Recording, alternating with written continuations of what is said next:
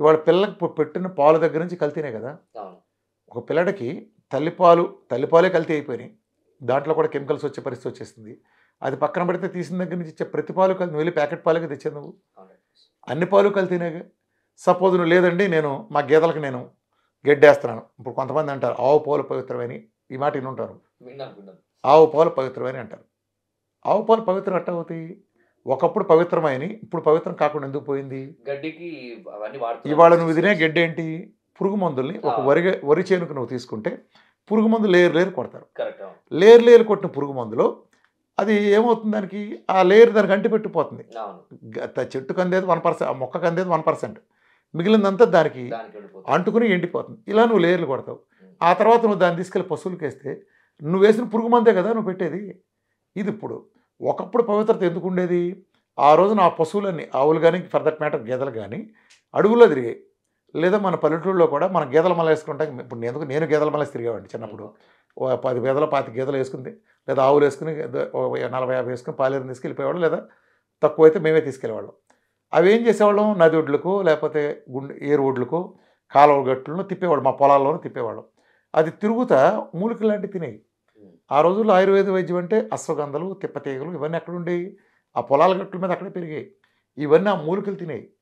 ఆ రోజు తినే స్వచ్ఛమైన పచ్చిగడ్డి. ఆ రోజు మేము ముసోరులు అక్కుళ్ళనే మా వరి దేశేవాళ్ళం కానీ పురుగు మందులు ఉండేవి కాదు.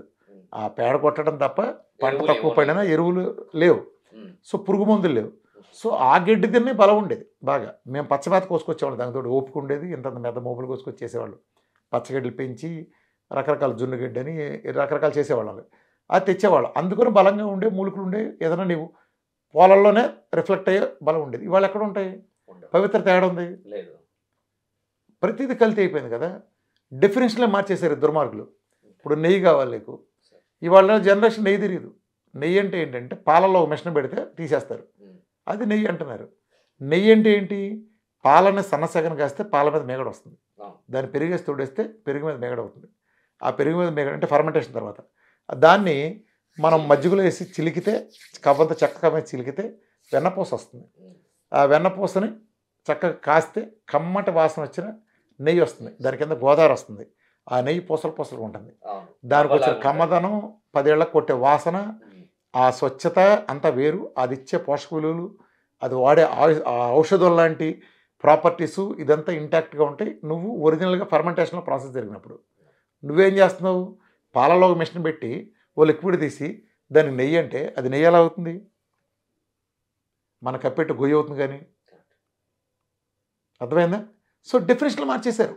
ప్రతిదీ మారిపోయింది. ఆయిల్ అంటే గింజలు పిండితే ఆయిల్ రావాలి. ఒక వేరుశనగ గింజలు తీసుకెళ్ళి ఇలా పిండితే చెక్కగానకలో తిరిగి, చెక్కగానక ఎందుకు వాడాలి? చెక్కగానకలో హీట్ ఉత్పత్తి కాదు. గింజలు కనుక హీటు ఒక మోతాదు దాటి చేస్తే ఆ గింజకుండే ప్రాపర్టీని బట్టి అందులో ఉండే పోషకాలు మొత్తం చనిపోతాయి. కాబట్టి చక్కగానే వాడావు. పిచ్చోళ్ళే కాదు. అదే ప్రతిదానికి మళ్ళీ ఒక సైన్స్ ఉంది, అందుకు వాడావు. ఇవాళ నువ్వు రీఫైండ్ ఆయిల్ కెమికల్ ఫ్యాక్టరీలో ఒక గింజ ఆయిల్ వాడకుండా నువ్వు ఫ్లేవర్లు ఇచ్చి పెంట ఆయిల్ అన్నీ పెట్టి ఆ పెట్రోల్ నుంచి తీసిన వేస్టు, ఇండస్ట్రియల్ వేస్టులన్నీ అన్నీ కలిపి నువ్వు కెమికల్స్ వేసి నువ్వు దాన్ని తీసుకొచ్చి ఏదో పెద్ద సెగలు 400-500 degrees దీంట్లో హీట్ చేసి చల్లార్చి ఈ ప్రాసెస్ చేసిన దాన్ని నువ్వు పట్టుకొచ్చిస్తే శరీరంలో హెల్త్ ఏమైపోవాలి? ఇదివరకు మా చిన్నప్పుడు పొలం వెళ్తే కాలంలో నీళ్లు ఇలా అనేసి ఒక రౌండ్ ఇలా తాగేసేవాళ్ళం. చెరువుల్లో తాగేవాళ్ళం, బావుల్లో తాగేవాళ్ళం, పంపులు కొట్టుకునేవాళ్ళం, తాగేవాళ్ళం. భూగర్భ జలాల్లో పురుగు మందు లేదు. ఎందుకంటే మేము పొలాల్లో పురుగు మందులు కొట్టేవాళ్ళం కాదు కాబట్టి ఆ నీరు లేదు కాదు. పేడ ఇది తప్పితే ఎరువులు వేసేవాళ్ళం కాదు. పాచిపోక ఎరువు తప్పితే వేరే ఉండేది కాదు. కాబట్టి లేదు. ఇవాళ నువ్వు వెళ్తే కృష్ణానది వాటర్ తీసుకుంటే, విజయవాడ దగ్గర ఉన్న కృష్ణానది వాటర్ కానీ ఏదైనా తీసుకున్నా ప్రతిదీ నీకు పురుగు మందుల నుంచి చలంలో నువ్వు కొట్టిన పురుగు మందు ఎట్టు వెళ్తుంది? తిరిగి నీళ్ళల్లోనూ సాయిల్లోనూ కలిసి కిందకి వెళ్తుంది కదా. ఆ తిరిగి నీళ్ళల్లో అడిదిరిగి వాన పడినప్పుడు ఆ వాన నుంచి కొట్టుకొని చేరేది ఆ నదుల్లోకే కదా. మంచినీటి సరఫరా, రక్షిత సరఫరా పథకాలకు వెళ్ళేది అదే కదా. ఇవాళ థమ్సప్లో పురుగు మందులు ఉందని కొంతమంది ఉద్యమాలు చేసేవాళ్ళు తెలియక. థమ్సప్ వాడు పురుగు మందు ఎందుకు కలుపుతాడు? థమ్సప్ వాడే వాటర్లో పురుగు మందు ఉంది ఆల్రెడీ. నువ్వు వాడే వాటర్లో ఉంది పురుగు మందు. పురుగు మందు అవశేషాలు విడదీయలేని అవిభాజ్య సంబంధం లాగా విడిపోకుండా ఉన్నాయి. అదే ఉన్నాయి దాంట్లో. ఆడి థమ్సప్లో పురుగు మందులు ఉంది నిజమే. నీ వాటర్లో ఏమన్నా బంగారం ఉందా? నీ వాటర్లో బంగారం ఉందా? వాటర్లో మినరల్ లేదు. మినరల్ వాటర్ నేతి పెరకలో నెయ్యి ఉండదు. మినరల్ వాటర్ అంటే మినరల్ ఉండదు.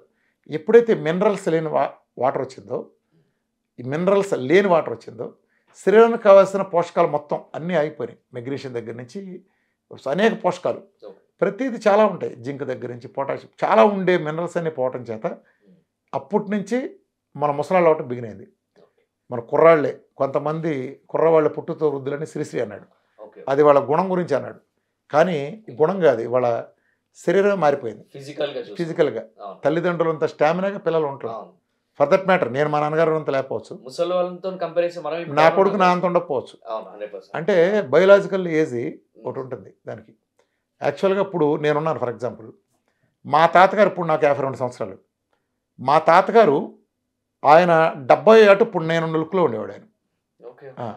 అంటే నా ఏజ్ యాక్చువల్గా ఇప్పుడు నా బయోలాజికల్ ఏజ్ వచ్చినప్పుడు నా 70 కింద లెక్క. ఇప్పుడు ఉదాహరణ చెప్తున్నాను, మా తాతగారు 70 అటు ఇప్పుడు నేను ఎలా ఈ పళ్ళు అన్నీ ఉండి ఇలా ఉండి ఈ జుట్టు రంగు ఈ మాత్రం నిలబడి ఇలా బొగ్గలు నాకేమీ లేకుండా ఇలా ఉన్నాను. మా తాతగారు 70 ఏట ఉన్నాడు ఆయన.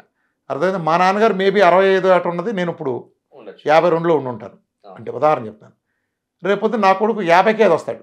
నేను ఇప్పుడు ఉండే లుక్ని అంటే 40కే రావచ్చు, 40కి వచ్చాడు. అది బయోలాజికల్ ఏజ్ అంటే వాడికి మళ్ళీ 80, 90 అలా. అంటే ఇది ఇవాళ సమాజంలో అలా లెక్కేసుకుంటే ఎవరో కూడా ఏజ్ ప్రకారం చూసుకుంటే ఇప్పుడున్న మన ఏజ్ మీద 30, 40 సంవత్సరాల తర్వాత మన తాతలు మన పూర్వీకులు ఎలా ఉండేవాళ్ళు ఆ రూపం మనకి ఇవాళ ఉంది. మనం ఏదో మందుల మీద మిషన్లతోనూ బతుకుంటానో అంటే కుక్క బతుకుతున్నాం. ఒకప్పుడు ఆరోగ్యకరంగా బతికేవాళ్ళు. ఈ సందర్భంగానే ఇంకొక చెత్త లాజిక్ కూడా ప్రసారం అవుతూ ఉంటుంది. మన వాళ్ళు చాలామంది చెప్తారు మోడర్న్ సైన్స్ వచ్చిన తర్వాత మనిషి ఆయుర్దాయం పెరిగిందని. ఈ మాట వినుంటాం. ఇదివరకు ఎక్కడ ఉండేదిరా, యావరేజ్ లైఫ్ స్పాన్ 40 ఏళ్ళు ఉండేది యావరేజ్ లైఫ్ స్పాన్ ఒకప్పుడు. ఇప్పుడు 70 ఏదో చెప్తారు, కాకి లెక్కలాగా అంత నోట్ లెక్క కాబట్టి ఏదైనా చెప్పచ్చు. ఇప్పుడు 70 అయింది అనుకోండి, వాళ్ళ తుత్తి కోసం 70 అయింది అనుకోండి. ఒకప్పుడు 40 నుంచి 70. అసలు ఏం ఆవిష్కరణ, ఆధునిక వైద్య శాస్త్రం. నా పిండా కూడా ఉండండి. ఏంటంటే ఒకప్పుడు మాతా శిశు మరణాలు ఎక్కువ ఉండే.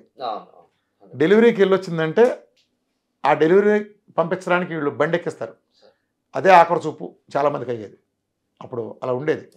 దాన్ని ప్రసవం అంటే పునర్జన్మ అని ఒక నానుడు ఉండేది అప్పట్లో. అందుకే పెళ్ళిళ్ళు కూడా మనకు 3, 4 అని చేసుకుంటారు అనేవాళ్ళు. మన 3, 4 చేసుకున్నాడు ఒక్కొక్కడు. మా తాత 3 భార్యలు 4 భార్యలు. ఎప్పుడు అలా ఒకళ్ళు చనిపోయిన తర్వాత డెలివరీకి వెళ్ళి చనిపోయేవాళ్ళు. ఏ గుర్రపాతాలు అంటే వచ్చాయి. ఆ తర్వాత ఇంకోళ్ళు చేసుకునేవాళ్ళు. సరే అది పక్కన పెడితే ఒక అమ్మాయికి ఆ రోజుల్లో 14 ఏళ్ళకి పెళ్లి చేసేవాళ్ళు. 14 ఏళ్ళకే డెలివరీకి కనలేక ఆ ప్రాబ్లమ్స్ ఆ అమ్మాయి చనిపోతే ఆ అమ్మాయి ఒక యావరేజ్ ఎంత పడేస్తుంది. ఆ శిశువు ఉన్నాడు, ఓ నెలకో 2 నెలలకు చనిపోతాడు ఫర్ ఎగ్జాంపుల్, లేదా రోజుల్లో చనిపోతాడు. నువ్వు 120 సంవత్సరాలు 110 సంవత్సరాలు బతికిన వాళ్ళు 100 మంది ఉన్నా వీళ్ళు 2, 3 గట్టిగా తగిలితే యావరేజ్ మొత్తం పడేసేస్తారు వీళ్ళు. అలా 40కి పడింది యావరేజ్. పాయింట్ ఏంటంటే కేవలం ఈ 2 ఫ్యాక్టర్స్, మాతా శిశు మరణాల ఫ్యాక్టరు భయంకరంగా మామూలుగా. అదర్వైజ్ ఈ 2 తీసేస్తే యావరేజ్ ఉండే లైఫ్ ఎక్స్పెక్టెన్సీ 100 ఉండేది. ఆ రోజున 100 ఉండేది, లేదా 95 పైనే ఉండే దాన్ని కేవలం ఈ మాతా శిశు మరణాన్ని ఒక సింగిల్ సెగ్మెంట్ అడ్డగోలుగా 40కి పడేసింది. సార్ ఒక డౌట్ ఇక్కడ. సో ఇక్కడ అంటే ఫీమేల్ కాబట్టి మాతా శిశు మరణాలని కన్సిడర్ చేసి వాళ్ళు 40 అన్నారు. ఓకే, కానీ ఇక్కడ మేల్స్ ఎందుకన్నా వాళ్ళు కన్సిడర్ చేయలేకపోయారు అనేది? కాదు, మేల్స్ కూడా చేశారు. శిశు మరణాల్లో మేల్ కూడా ఉంటాడు. ఓకే, అంటే శిశువులో మేల్ కూడా ఉంటాడు. మేల్ కదా, మేల్ ఆర్ ఫీమేల్ అనేది నువ్వు పుట్టగానే, నువ్వు బై బర్త్ పుట్టగానే మార్క్ పడిపోదు. MRF, M male or female, that's all. Respect age నువ్వు బై బర్త్ డిసైడ్ అవుద్ది కదా, మేల్ ఆర్ ఫీమేల్. సో అది మేల్ అని ఫీమేల్ అని కాదు, ఫీమేల్ ఎక్కువ చనిపోయేవాళ్ళు. ఫీమేల్ ఎక్కువ చనిపోవడానికి చాలా కారణాలు ఉండేవాళ్ళు. అంటే అప్పట్లో వాతాలు ఎన్ని వచ్చాయో చాలా తెలియదు. అంటే స్త్రీకి సంబంధించిన ఆరోగ్యాలు కొంత మెరుగైనాయి. అంటే ఈ సర్జరీ ప్రోటోకాల్ ఇవన్నీ వచ్చిన తర్వాత పని చాలా సులువైంది. పని చాలా సులువు అవటం, ఈ మాతా శిశు మరణాలు అరికట్టేది ఎప్పుడైందో ఇవాళ రోజులు ఆ యావరేజ్ ఆ మేజర్ సెగ్మెంట్ లేకపోయేటప్పటికి, ప్లస్ మందులతో మనం వెంటిలేటర్ మీద పెట్టాను బతికించగలిగే కెపాసిటీ వచ్చినాయి కదా, ఆక్సిజన్లు పెట్టేదంతా అని. అలా ఉందో తప్ప గత వాళ్ళు 100 ఏళ్ళాడు ఉండే లైఫ్ ఇవాళ మనకి 60 ఏళ్ళాడికి ఎక్కడ ఉంది. మా బామ్మలాళ్ళు, మా అమ్మమ్మ వాళ్ళ అమ్మ 113వ సంవత్సరం 114 కూడా ఊరంతా తిరుగుతుండే కర్ర వచ్చుకుని నడువేలా వంగిపోయి ఉండేది. నాకు ఇప్పటికీ గుర్తే. మా అమ్మమ్మ వాళ్ళ అమ్మమ్మ అంటే నాకు చాలా విచిత్రంగా ఉండేది. ఆవిడ తెల్లగా ఇట్లా ఉండేది నడుము, ఒక కర్ర వేసుకెళ్ళిపోయేది ఎక్కడికి వెళ్ళా. అది అట్లా. మా అమ్మమ్మ లాంటి వాళ్ళు కూడా చాలా, వీళ్ళంతా చాలా కాలం బతికారు. మా తాతగారు వాళ్ళందరూ కూడా చాలా ఎక్కువ 100 దాటి వాళ్ళు చాలామంది నేను చూశాను 100 దాటినాడు. ఇప్పుడు జనరేషన్లో అవకాశం లేదు, వేరే విషయం. అంటే ఇలా ఏంటంటే ఈ సైన్స్ మోడర్న్ సైన్స్ ముదిరిన తర్వాత చాలా చెవిలో పూలు క్యాలీఫ్లవర్ చాలా వచ్చినాయి. ఇవాళ ఒక కాన్సెప్ట్ని మోసం చేసి చెప్పటం ప్రజలకు చాలా ఈజీ. అంటే అంకెలు అబద్ధాలు చెప్తాయి, చాలా అబద్ధాలు చెప్తాయి. ఇప్పుడు నువ్వు చూసుకుంటే ఏమనిపిస్తుంది నీకు, నువ్వు ఇందాకన్న ప్రకారం చూసుకుంటే మనిషి ఇక్కడ మోసపోతూ ఉంటాడు. ఎనాలిసిస్ రాంగ్ అంటే నీకు రాంగ్ వేలో నీకు ఎనాలిసిస్ ఇస్తారు. ఈ ఈ గతంలో 40 ఏళ్ళు బతికేవాళ్ళని అప్పుడు అంటే ఎప్పుడైతే 60-70 అయ్యారంటే ఏమనుకుంటారు, అంతా అప్పుడంతా 40 ఏళ్ళు చచ్చిపోయారు అనుకోరు. కాదు, కేవలం ఆ సెగ్మెంట్ మూలనే యావరేజ్ అంతా లాగేస్తుంది. అర్థమైందా? అది ఇలాంటి మనం లోతుగా ఆలోచిస్తే కానీ తెలియదు.